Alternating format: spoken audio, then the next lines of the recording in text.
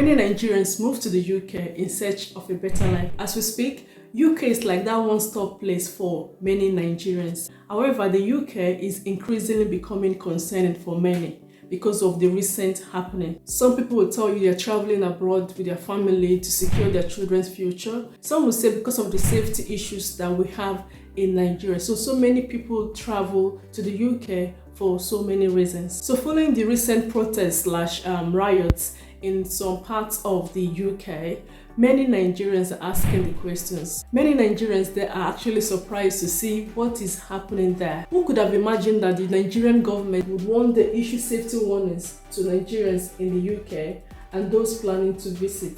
This is a sign of how unpredictable the world is as we speak. Some Nigerians in the diaspora, especially those that have stayed there for decades, are looking to come back to Nigeria. Consequently, in Nigeria, we also have our challenges. Recently, we have protests across Nigeria. The protest was about ending bad governance. This is not the first of its kind. We had something similar a few years ago. That was NSA's protest, and you can see how that ended up. So what I'm basically trying to say is, as it is now around the world, nowhere is safe. You can't predict what is happening, especially in those parts of the world that you feel are safe. We have so many Nigerians that are looking to come back because they've worked so much, they've worked hard, abroad, and they're looking to come back to settle here in Nigeria. But some of them have not had it any easier. I had a conversation with someone recently.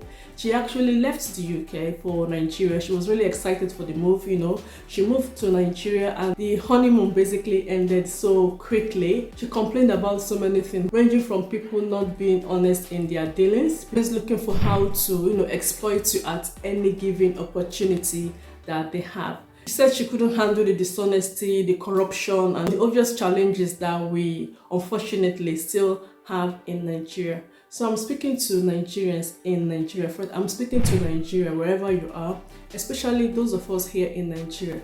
Why do you always feel the need to, exploit people from the diaspora?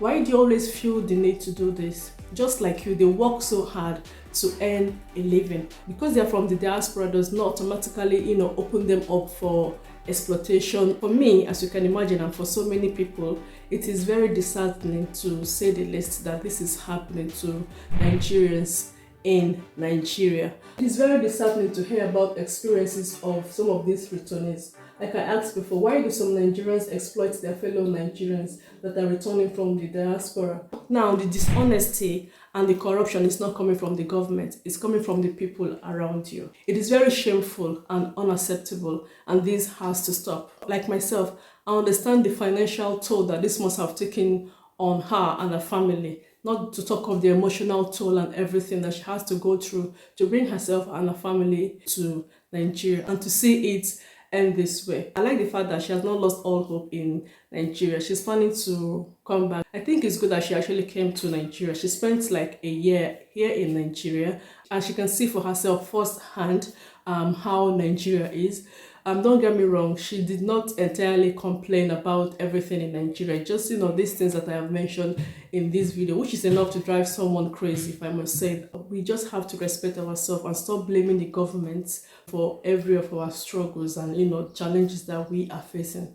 I think most of the problems that we are facing here in Nigeria are the ones that are created by the everyday people. Another issue will be the cost of living. The cost of living is not smiling in every part of the world. I'm narrowing, for the sake of this conversation, I'll be using the UK because that was where I lived as a case study in this video. The cost of living is not getting any better. People say Nigeria is very expensive, the cost of living is getting too high, and that is one of the reasons they are leaving for the UK.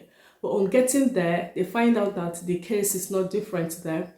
Things that you normally get for £1.50, within the next month you're paying £2 for that same item. So life in the UK is not as cheap or as easy as most Nigerians think it will be when they get there. And that has been most people's struggles there in the UK. The point is, the world is unpredictable. When considering relocating, you have to do what is best for you and your family. Don't just follow the crowd, and remember that your circumstance and your family dynamics differ. So a thorough research and a good understanding of the place you're planning to relocate to is a good way to start. This is something that you have to really think about and know that you are doing this for yourself, what works for you and for your family. I hope you find this video interesting and most especially useful. Until I come your way again with another interesting video, thank you so much for watching. I'll see you again next time. Bye bye.